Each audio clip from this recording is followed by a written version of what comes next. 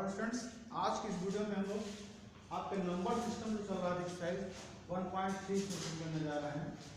इसमें आपको अशांत दशमलव, अशांत आवर्ती दशमलव इन्हें पहचानना होगा भाग दे करके, और जो अशांत आवर्ती दशमलव के रूप में कुछ संख्याएं लिखी होंगी उन्हें हम P/Q रूप में भी व्यक्त करेंगे। इसी प्रकार के कुछ क्वेश्चन यहाँ पर आपके सामने डिस्कशन किए जाएंगे। तो देखिए, जैसे क्वेश्चन नंबर फर्स्ट है, इसमें लिखा हुआ निम्नलिखित भिन्नों को दशमलव के रूप में लिखिए। तो आपको क्या करना है, भिन्नों को दशमलव रूप में लिखना है। दशमलव रूप में लिखने का मतलब यह है कि आप भाग दे दीजिए और भाग करके आप लंबी विभाजन क्रिया के द्वारा दशमलव रूप में बना दीजिए।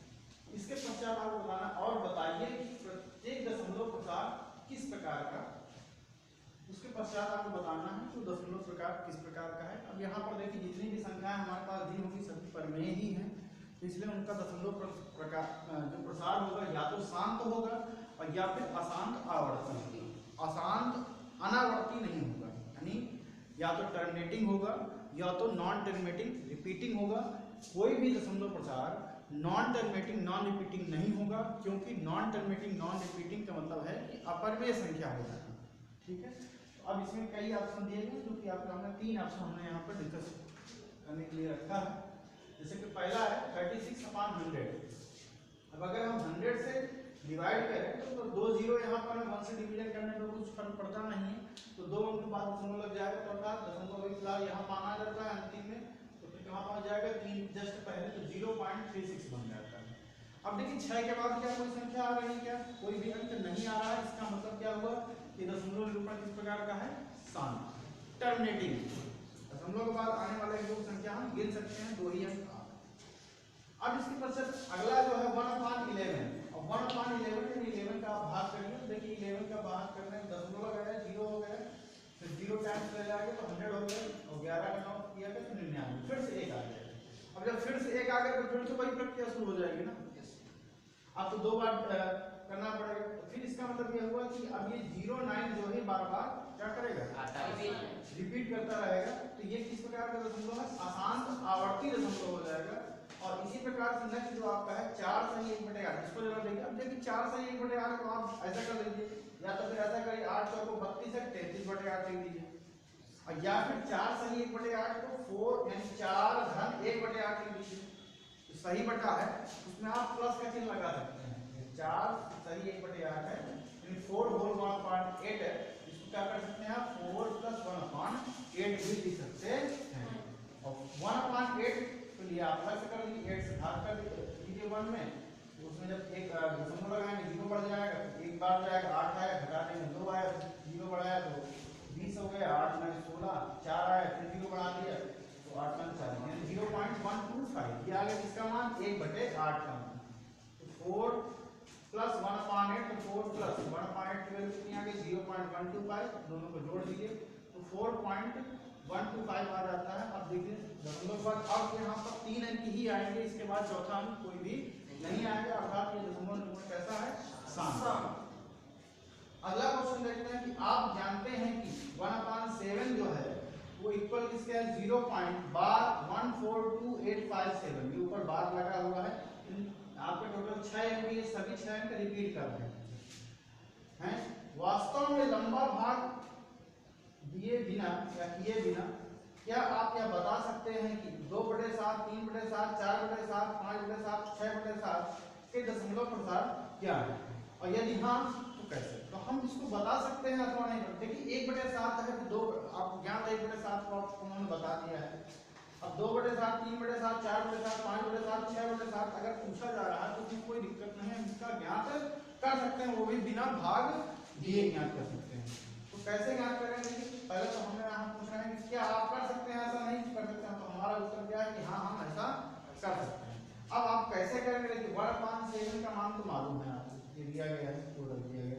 अगर 2/7 का मान निकालना, 2/7 को हम निकाल सकते हैं 1/7 × 2, 2 × 1 कितना हो जाएगा, 2/7। तो हम 2/7 को निकाल सकते हैं 1/7 × 2, तो 1/7 का मान तो अभी आपने ऊपर निकाला ना कितना, 0.14287, और इसमें किससे गुणा हो जाएगा, 2 का।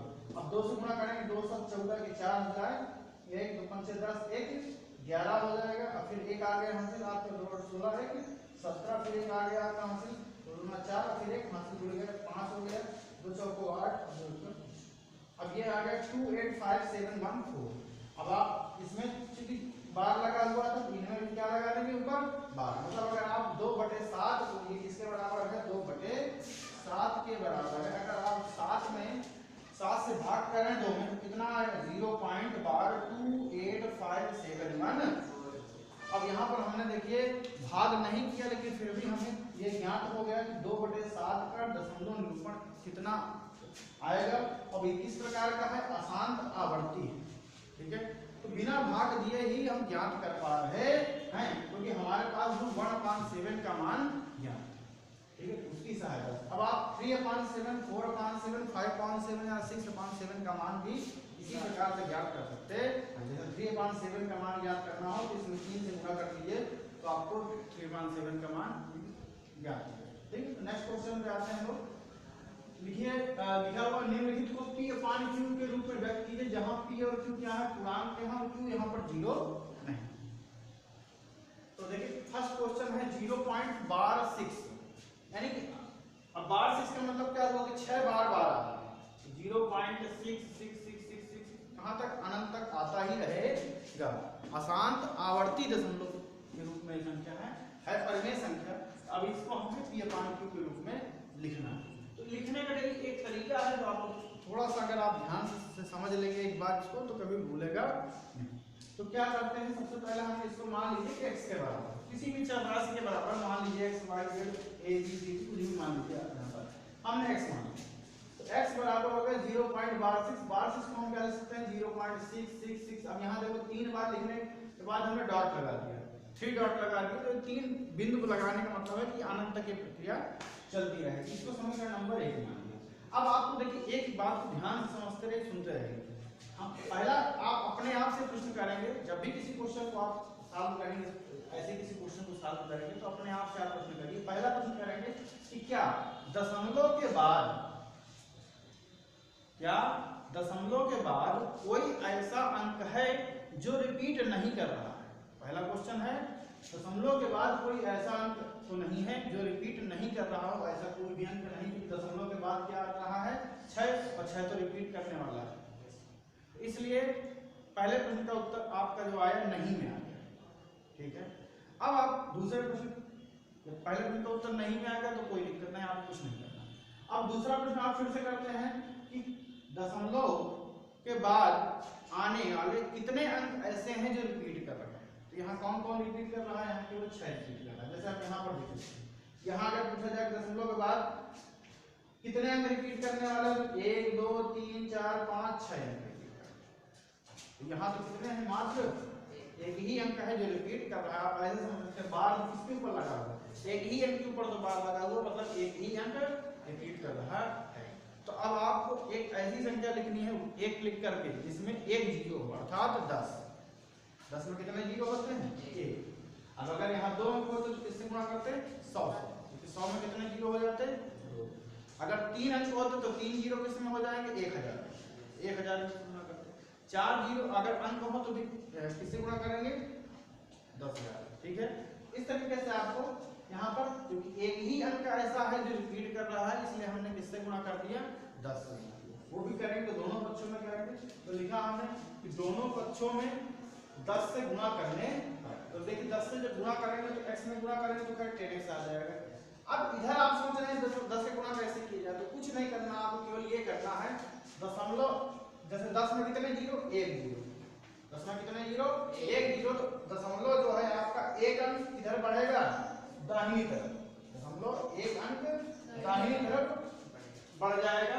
तो यहाँ पर दशमलव कहाँ जाएगा यहाँ पर आ जाएगा अर्थात 6 के बाद आ जाएगा। तो 6 के बाद आ जाएगा तो अब यहाँ 6 के बाद दशमलव आ गए। अब कोई कहेगा जीरो कहाँ चला गया, तो भाई जीरो का मतलब यहाँ पर कुछ नहीं है। अब उसको चाहे 6 लिख दीजिए चाहे 0 लिख दीजिए। जैसे परीक्षाओं में आपके नंबर मान लीजिए 10 के पूर्णांक में 5 नंबर आते हैं तो वहाँ नीचे लिख देते हैं 0 5/10। तो जीरो का वहाँ क्या मतलब है, कोई मतलब नहीं है। वो तो आपके नंबर तो 5 ही बताया जाएगा ना, 5 नंबर आए हैं आपके। उसी प्रकार से यहाँ पे जीरो कोई मतलब नहीं। 6 दशमलव, अब आगे आपको फिर से देखिए ये जो 6 आ रहा है, कितने 6 आ रहे हैं हम नहीं बता सकते, गिन नहीं सकते, तो आप जितने चाहे उतने आप यहाँ पर 6 लिख सकते हैं। तो हमने 4 6 लिख दिए, 4 बार 6 लिख दिया। फिर आगे 3 डॉट लगाना जरूरी है क्योंकि ये आपका अनंत तक चल रहा है। अब इसको समीकरण नंबर 2 मानिए। समीकरण नंबर 2 से 1 को घटा दीजिए। समीकरण नंबर 2 में से 1 को घटाने पर यहाँ पर 10, देखिए जो लेफ्ट साइड है वो लेफ्ट साइड से घट जाएगा और राइट साइड से घट जाएगा। तो 10x में से क्या घटेगा, x, और इधर 6.6666 कितने बार लिख लीजिए, 3 डॉट लगा लीजिए। कम से कम 3 बार लिखना होता है आपको, ध्यान रखिए, कम से कम 3 बार लिखेंगे आप। फिर माइनस 0.666 फिर डॉट लगा दिएगा। अब देखिए इधर तो आसान है घटाना भाई, 10x में से x घटा दिया, कितना आ गया, 1 घट गया तो 9। अब आप कहेंगे इधर कैसे घटाया जाए, इधर आप घटाने में केवल इतना देखना है, दशमलव के बाद क्या आ रहा है, 6 6 6 6 6 आ रहा है, इसमें दशमलव के बाद क्या आ रहा है, 6 6 6 6 6 आ रहा है, तो वो सब आपस में क्या हो गया, कैंसिल। दशमलव को पहले देखिए यहाँ क्या है 6, यहाँ क्या है 0, 6 में से 0 घटाएंगे तो क्या है, सही आएगा, यहाँ कितना आ गया, 6 आ गया। तो 9 इधर गुणे में है, इसके उधर जाएगा, भाग में आएगा, 6/9 6/9, 3 साइड में काट दीजिए, 3 गुना 6 कितना कितना, तो 2/3 अर्थात 0.6 का जो ऊपर बार लगा हुआ इसका मान कितना आएगा, 2/3। अगर आप चाहें तो अपने उत्तर की जांच करने के लिए 3 से 2 में भाग करके देख लीजिए, अलग से रखना कहीं पर, 3 से 2 में भाग करके देख लीजिए, यही आ जाएगा 0.6।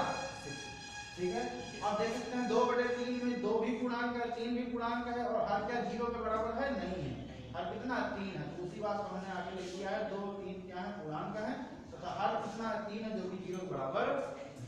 ठीक है, अगला प्रश्न देखिए 0.4 बार से। अब इसमें देखिए यहाँ पर क्या है कि दशमलव के बाद ऐसा कोई भी अंक नहीं था जो रिपीट नहीं कर रहा, लेकिन यहाँ पर 4 ऐसा जो रिपीट नहीं कर रहा। तो हमारा पहला प्रश्न क्या होगा कि दशमलव के बाद ऐसे कितने अंक हैं जो रिपीट नहीं कर रहे हैं।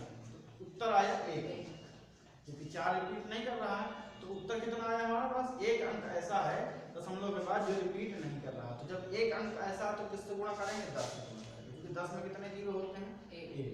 अगर 2 अंक होते तो फिर 100 से गुणा करते, 3 अंक होते तो 1000 करते, इसी प्रकार से। तो इसीलिए हमने इसको पहले x के बराबर मान लिया 0.4 बार 7। अब केवल 7 देखो बार बार रिपीट करेगा, 4 नहीं रिपीट कर रहा है। तो 10 से दोनों पक्षों में गुणा किया गया, तो x में गुणा किया तो आपका फिर 10x आ गया। यहाँ गुणा करने में फिर से आपको समस्या होती, तो फिर आप ध्यान रखें कि 10 में कितने 0 हैं, 1, और 1 0 का मतलब दशमलव जो है 1 अंक दाहिनी तरफ चला जाएगा, हमारा दाहिना हाथ दाहिनी तरफ ऐसे चला जाएगा। तो दशमलव अभी यहाँ था, तो दशमलव कहाँ आ जाएगा, 4 के बाद 0, जो यहाँ था 0.4 था, तो आप कहाँ जाएगा, 4.4 के आगे क्या है सर, 7 7 7 7 7। कितने बार लिख दीजिए, हमने कम से कम 3 बार लिख दिया है, कम से कम 3 बार लिखना चाहिए, और आगे 3 डॉट लगाएंगे। तो आप 10 बार लिखने के बाद भी डॉट लगाएंगे तो उसका मतलब वही रहेगा। ठीक है, तो कम से कम 3 बार आपको लिखेगा। अब आप देखिए आपका समीकरण नंबर 1 हो गया। ठीक, अब अगर मान लीजिए जैसे इस क्वेश्चन में था, इस क्वेश्चन में फर्क क्या है, इस क्वेश्चन में दशमलव के बाद ऐसा कोई भी अंक नहीं था जो रिपीट नहीं करता, तो हमने इसी को समीकरण नंबर 1, इसी को समीकरण नंबर 2 मान लिया, 2 से 1 घटा दिया, हमारा उत्तर आ गया। लेकिन यहाँ ऐसा नहीं, यहाँ दरअसल बात यह है कि पहले दशमलव के बाद 1 अंक ऐसा था जो रिपीट नहीं कर रहा था, तो उसको अलग करने के लिए, यानी उसको दशमलव से पहले लाने के लिए हमने 10 से गुणा किया। अब ये जो स्थिति अगर दशमलव के बाद वाली स्थिति देखें, तो अब यहाँ पर दशमलव के बाद प्रत्येक एक ही अंक ऐसा है जो बार बार रिपीट कर रहा है। तो हमें फिर से प्रश्न करना है दशमलव के बाद अब इस स्थिति में यहाँ पर देखना है कि ऐसे कितने अंक है दशमलव के बाद जो रिपीट कर रहे हैं। तो मात्र एक ही अंक है, वो है 7, जो बार बार रिपीट कर रहा है। तो एक अंक मतलब 10 से गुणा करा दीजिए फिर से। तो यहाँ पर अब इसमें 10 से गुणा कराएंगे, दोनों पक्षों में 10 से गुणा करने पर, तो 10x में 10 से मल्टीप्लिकेशन करेंगे तो 10 10 100 आ जाएगा। अब फिर जब यहाँ कराएंगे तो फिर से वही काम करना है आपको, दशमलव एक अंक दाहिने तरफ बढ़ जाएगा। तो यहाँ था तो अब कहाँ आ जाएगा, यहाँ, और जब यहाँ आ जाएगा तो इधर कितना बन जाएगा, 47। तो 47, अब दशमलव के बाद आप जितने बार विमान हो उतने बार आप 7 लिख दीजिए और आगे 3 डॉट लगा दीजिए। ठीक है, अब देखिए ये समीकरण नंबर हमारा 2 हो गया, ये 1 था, 2 में से 1 घटा लीजिए, समीकरण नंबर 2 में से 1 घटाने पर यहाँ क्या 100x है, माइनस का हो जाएगा 10x, इधर 47.7777 है, और माइनस 4.7777। अब घटाने की प्रक्रिया 100 में से 10 घटा दीजिए 90 आ जाएगा। इधर की बात करें दशमलव के बाद देखिए 7777 आ रहा है 0.777। पॉइंट के बाद यहाँ पर भी 777 आपस में कैंसिल हो गए तो उनको कोई ध्यान नहीं देना। दशमलव के पूर्व क्या है यहाँ पर 47, यहाँ क्या है 4। तो 47 में से आप 4 को माइनस कर दें कितना आ जाएगा 43 आ जाएगा। और 90 जो है जब मल्टीप्लिकेशन में उधर जाएगा डिवीजन में आ जाएगा तो 43/90 आ जाएगा। और x का मान कितना है 0.4/7 अर्थात 0.4/7 किसके बराबर है 43/90 के बराबर है। अब अगर आप 90 से 43 से भाग करेंगे तो दशमलव प्रसार करेंगे आप अपना उत्तर अगर चेक करना चाहते हैं तो कितना आएगा उत्तर आपका 0.4/7। भाग लेकर देख सकते हैं अगर इतना आए इसका मतलब आपका उत्तर सही है, अन्यथा उत्तर सही नहीं। 43 और 90 दोनों ही पूर्णांक है, 90 आपका हर है जो कि 0 बराबर नहीं। अब इसी का एक आखिरी क्वेश्चन है 0.001। अब आप देख सकते हैं अगर हम पूछे यहाँ पर दशमलव के बाद ऐसा कोई अंक है क्या जो रिपीट नहीं कर रहा है, तो ऐसा कोई अंक नहीं जो रिपीट नहीं कर रहा और दशमलव के बाद 3 अंक है तीनों रिपीट कर रहे हैं। तो फिर ये आपका सवाल किस प्रकार से हल होगा जैसे कि आपने पहला दूसरे वाले में एक अंक ऐसा था जो रिपीट नहीं कर रहा है तो उसको हमने दूसरे तरीके से हल किया, थोड़ा सा बदला। अब यहाँ तो ऐसा कोई अंक है ही नहीं जो रिपीट नहीं कर रहा हो, तो फिर अब हम ये पूछते हैं कि क्या दशमलव के बाद ऐसे कितने अंक हैं जो रिपीट कर रहे हैं। तो उत्तर आता है हमारा 3 अंक ऐसे हैं जो रिपीट कर रहे हैं। तो अगर एक अंक रिपीट करता है तो 10 से 2 अंक करते हैं, तो 100 से अगर 3 अंक कर रहे हैं तो फिर 1000 को दोनों बच्चों में गुणा करा देते हैं। तो लिखा हमने दोनों बच्चों में 1000 गुणा कराने पर 1000 गुणा x में हो 1000 x हो जाएगा। दशमलव देखिए इसमें क्या दिक्कत है, 10 से गुणा कराते थे हम अभी तक दशमलव 1 अंक क्रॉस करता था क्योंकि 10 में कितने 0 1। अब अगर हम 1000 से गुणा कराएंगे दशमलव कितने अंक क्रॉस करेगा 3, क्योंकि 1000 में कितने 0 हैं 3, वो भी इधर जाएगा दाहिने तरफ। अभी देखिए दशमलव कहाँ था यहाँ पर। अब अगर 100 से 1000 से गुणा हो जाएगा तो दशमलव 3 अंक आगे बढ़ेगा 1 2 3 अर्थात इस 1 के बाद आएगा। यहाँ देखिए 1 के बाद आ गया दशमलव। अब 1 के बाद क्या है फिर 001 001 001 ये आपका अनंत तक चलता रहेगा। तो वो तो हमने लिख दिया 001 001 001 3 डॉट लगा दी।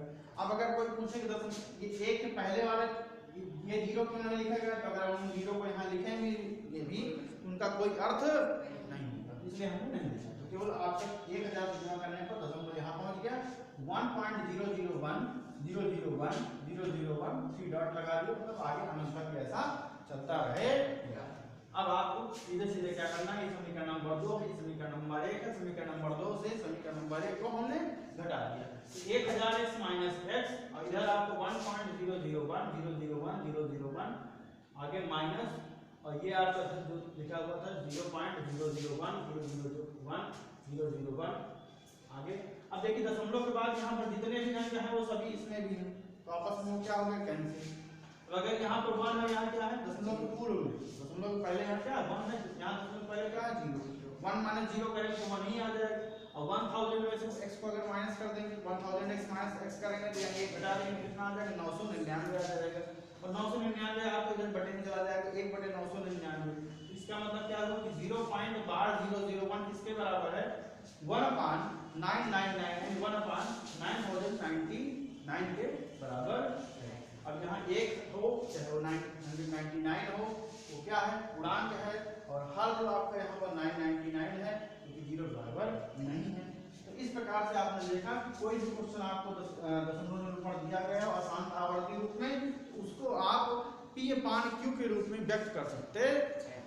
बहुत ही आसान तरीका है और आपको इसी तरीके को सीखना है। हालांकि इसकी अन्य विधियां भी हैं, एक शॉर्टकट विधि भी है, लेकिन आपको जो परीक्षा में करना है जो अपनी कॉपी में करना है वो इसी विधि से करना है।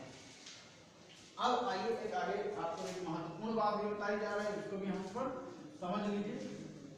यहाँ पर जो इस बात बताई गई है इसका पूर्ण उपयोग क्या है ये बात आप समझ लीजिए। इसका उपयोग ये है पहले नंबर क्वेश्चन से रिलेटेड। हमसे पहले नंबर में क्वेश्चन पूछा गया कि भाई अगर मान लो 36/100 लिखा हुआ है तो इसका दशमलव प्रसार कीजिए, और फिर प्रसार करने के बाद आप बताइए कि किस प्रकार का है, अशांत है कि अशांत आवर्ती है। शांत है, ठीक है, ये शांत है कि अशांत आवर्ती है, हमसे ये पूछा गया किस प्रकार का दशमलव प्रकार है। तो हमने क्या किया भाग जैसे यहाँ जरूर करके हमने बताया। अब भाग करने में समय ज्यादा लगता है तो क्या ऐसा कोई तरीका है जिसमें हम बिना भाग किए केवल इतना पता लगा लें कि दशमलव निरूपण किस प्रकार है? एक तरीका है कि हम भाग नहीं करेंगे और जो भी परिमेय संख्या p पानी के रूप में लिखी होगी उसमें हम ये बता सकते हैं बिना लंबी विभाजन क्रिया किए बगैर हम बता सकते हैं कि वो उसका जो दशमलव निरूपण होगा वो शांत होगा या फिर अशांत आवर्त। तो उसी प्रक्रिया को यहाँ पर हमने आपको बता दिया है। तो देखिए हमने लिखा कि परिमेय संख्या जो p अपान q रूप में हो, p अपान q रूप का मतलब p और q यहाँ क्या है पूर्णांक है और q 0 के बराबर होगा नहीं, तो परिमेय संख्या जब हमने कह दिया तो वो बात स्पष्ट हो गई के रूप में हो का दशमलव निरूपण, इसका दशमलव निरूपण किस प्रकार का है, किस प्रकार का दशमलव निरूपण का प्रकार जानने के लिए p अपान q को इस प्रकार सरल बनाते हैं। सरल का मतलब जैसे मान लो अगर आपके पास लिखा हुआ था 6/9, उसको सरल बना लिया ना 2/3 हो गया। सरल बनाने का मतलब आपने इसको एक सार गुणनखंड से कैंसिल कर दिया, अंश में भी भाग कर दिया हमने 3 से और हर में भाग किया तभी तो 2/3 बना, नहीं तो 6/9 बना पहले। तो सरल करने का मतलब आपका ये, ठीक है। तो हमने क्या लिखा यहाँ पर परिमेय संख्या जो p अपान q के रूप में हो का दशमलव निरूपण का प्रकार अगर हमें जानना है कि जानने के लिए p अपान q को इस प्रकार सरल बना लेते हैं कि p तथा q में 1 के अतिरिक्त कोई भी उभयनिष्ठ गुणनखंड ना हो। आखिरकार इसका क्या मतलब है जरा बताइए। अगर हम आपसे पूछते हैं 6/9 लिखा है 2/3 लिखा है, इसमें क्या अंतर है? कोई अंतर नहीं भाई, ये दोनों आपस में बराबर हैं। एक अंतर जो इस बात का है वो अंतर है कि अगर इसमें हम कहें अंश और हर में कुछ कॉमन है, कोई कॉमन गुणनखंड है तो आप कहेंगे हाँ कॉमन है। 3 इसमें ये भी 3 से कट जाता है और ये भी 3 से कट जाता है, तो 3 तो कॉमन है। मतलब इसका अगर एचसीएफ निकाला जाए, महत्तम समापवर्त निकाला जाए तो क्या होगा? महत्तम समापवर्तक अगर निकाला जाए तो 6 और 9 दोनों का महत्तम समापवर्तक कितना आ जाएगा? आपका 3 आ जाएगा। और जबकि यहाँ अगर आपसे कहा जाए 2 और 3 में, तो 2 और 3 में क्या कोई कॉमन गुणनखंड है? कोई सार गुणनखंड है। और कितना अगर गुणनखंड आपको कॉमन मिलेगा तो क्या मिलेगा? केवल 1। तो आपको इससे इस रूप में बनाने के लिए आप क्या करना है? 3 से इसको काट देना है। 3 से हमने काट दिया, इस प्रकार से काट गया, ठीक है। वही हमने लिखा कि अगर मान लो अगर इस प्रकार से 6/9 के रूप में लिखा है तो उसको हमें इस प्रकार से बना लेना है 2/3 के रूप में बना लेना है, अर्थात सरल करके इस प्रकार से बना लेना है कि p और q में एक के अधिक कोई भी अन्य उभयनिष्ठ गुणनखंड ना हो। अब जब हमने मान लिया 6/9 को जैसे हमने बदला तो 2/3 हो गया, बदल गया, तो अब p अपान q में जब इस प्रकार से हम करेंगे यही क्रिया दोहराएंगे तो कुछ ना कुछ बदल जाएगा। बदल जाने के बाद मान लीजिए a अपान b, ठीक है, अब प्राप्त हो जाता है। अब हम करेंगे क्या? b के अभाज्य गुणनखंड करते हैं। अभाज्य गुणनखंड करना सबको आता होगा। जैसे मान लीजिए हमें 20 के अभाज्य गुणनखंड करने हैं तो क्या करते हैं? 2 10 आ गया, 5 आ गया तो 5 से करेंगे। ये क्या है? अभाज्य गुणनखंड। अभाज्य संख्याएं हैं 2 3 5 7 19 के गुणनखंड के रूप में लिखना है, अभाज्य गुणनखंड कहलाता है। उसकी क्रिया है आपको मालूम पहले से। तो हम क्या करेंगे? b जो है अर्थात हर जो यहाँ पर आप बचा हुआ है इसके क्या करेंगे? अभाज्य गुणनखंड करेंगे, प्राइम फैक्टराइजेशन करेंगे और गुणनखंड को देखेंगे। गुणनखंड हमने कर लिया, जैसे हमने यहाँ गुणनखंड कर लिया, तो अब गुणनखंड को हम देखेंगे कि वो किस प्रकार का है। अब गुणनखंड को देख करके अंदाजा लगा लेंगे हम कि उसका दशमलव निरूपण क्या होगा? शांत होगा या शांत आवर्ती होगा। तो अब हमें क्या करना है कि इस बात का पता लगाना है। अब कैसे पता लगाएंगे? देखिए, जो आपने अभाज्य गुणनखंड किया था, यदि b का अभाज्य गुणनखंड 2 की पावर n × 5 की पावर n रूप में हो तो अगर इस रूप में है तो क्या होगा? शांत दशमलव होता है। अन्यथा अगर इसके अतिरिक्त किसी भी रूप में आ जाए या इसी में 3 जुड़ जाए, 5 7 जुड़ जाए तो फिर क्या होगा? अन्यथा की स्थिति में अशांत आवर्ती होता है। और यहाँ m और n क्या है? पूर्ण संख्या। पूर्ण संख्या आपको पहले ही बताई जा चुकी है 0 1 2 3 4 5 6 7 8 9 10 11 12 13 14 अनंत। अगर इस प्रकार से लिखा हुआ है तो उसका दशमलव निरूपण क्या होगा? शांत, और अगर किसी अन्य प्रकार से लिखा हुआ है तो फिर वो अशांत आवर्ती हो जाएगा। जैसे आप यहाँ देख सकते हैं, अगर 20 की हम बात करें तो 20 गुणनखंड किस रूप में है? 2 की घात कितनी बनी? 2 गुणे 5 घाते 1। तो यहाँ पर हमने जैसे लिखा है ना 2 की पावर m 5 की पावर n, तो ये क्या है m, तो m का मान कितना है यहाँ 2, और n का मान कितना है 1, ठीक है। तो अगर हम आपसे पूछ लें, ये बताइए आप पे लिखा हुआ है मान लीजिए 3/20 लिखा हुआ है, 3/20, और आप ये बताइए बिना भाग किए आप बताइए कि क्या इसका जो दशमलव निरूपण है वो शांत होगा कि अशांत आवर्ती होगा। तो आपको क्या करना है, सबसे पहले देखना है कि इसमें कुछ गुणनखंड कॉमन तो नहीं है। तो 3 और 20 क्या किसी एक संख्या से कर सकते हैं? बिल्कुल नहीं कर सकते। हाँ, अगर मान लो इसी जगह हमने आपसे पूछा होता कि 9/60 का बताइए, 9/60 का बताइए, तो फिर आप कर सकते हाँ ठीक है, अभी कट जाएगा, 3 से कट जाएंगे दोनों, तो 3 से इसको भी काट देते, अब 3 से इसको भी काट देते, 3/20 तो बन जाता है। अब जब 3/20 बन जाता तो फिर आप क्या करते, हर कितना है 20 है, तो 20 की क्या करेंगे, अभाज्य गुणनखंड करेंगे। 20 का अभाज्य गुणनखंड कितना आया, 2 की घात 2 गुणे 5 घाते 1, अर्थात m का मान 2 आ गया और n का मान 1 आ गया, ठीक है। इसी रूप का है 2 की पावर m × 5 पावर n रूप का है, अर्थात अब हम बिना भाग दिए कह सकते हैं कि इसका दशमलव निरूपण किस प्रकार का होगा, शांत होगा। किस प्रकार का होगा, शांत हो जाएगा। और अन्यथा कुछ भी आ जाए, आपको मान लो यहाँ पर 20 की जगह 30 लिखा होता, 20 की जगह 30 लिखा होता, तो उसका दशमलव निरूपण किस प्रकार का होता, अशांत आवर्ती होगा। जैसे आप इसको यहाँ भी देख सकते हैं, जैसे 36/100 लिखा हुआ है।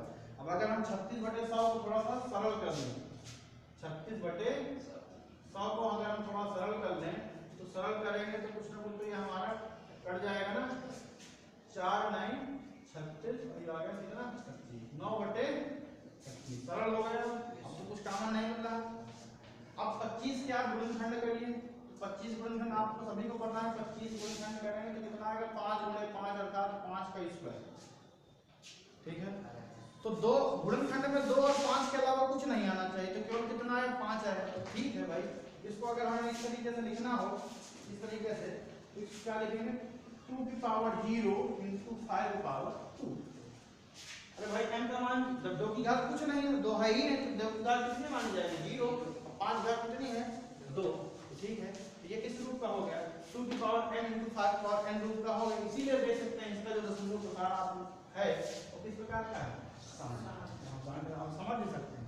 तो जबकि 1/11 में क्यों अशांत आवर्ती, 1 और 11 में कुछ कॉमन तो है नहीं। 11 गुणनखंड करेंगे तो क्या आएगा, केवल 11 ही तो आएगा। तो क्या वो इस रूप का हुआ, 2 की घात n × 5 की घात n नहीं है, तो नहीं होने पर मतलब क्या आएगा, अशांत आवर्ती आएगा, ठीक है। तो इस प्रकार से आपको इस वीडियो के माध्यम से एक्सरसाइज 1.3 में हमने जितने भी महत्वपूर्ण क्वेश्चन थे या कठिन क्वेश्चन थे उनको हमने बताया है। शेष क्वेश्चन आपको स्वयं से करना है। यदि कोई समस्या होती है तो आप व्हाट्सएप ग्रुप में कमेंट करके माध्यम से पूछ सकते हैं। तो आशा कि आपको सभी चीज़ें समझ में आ गई होंगी। अपने बुक्स में आप एग्जाम्पल भी सॉल्व करिए, एक्सरसाइज के सभी क्वेश्चन सॉल्व करिए। धन्यवाद।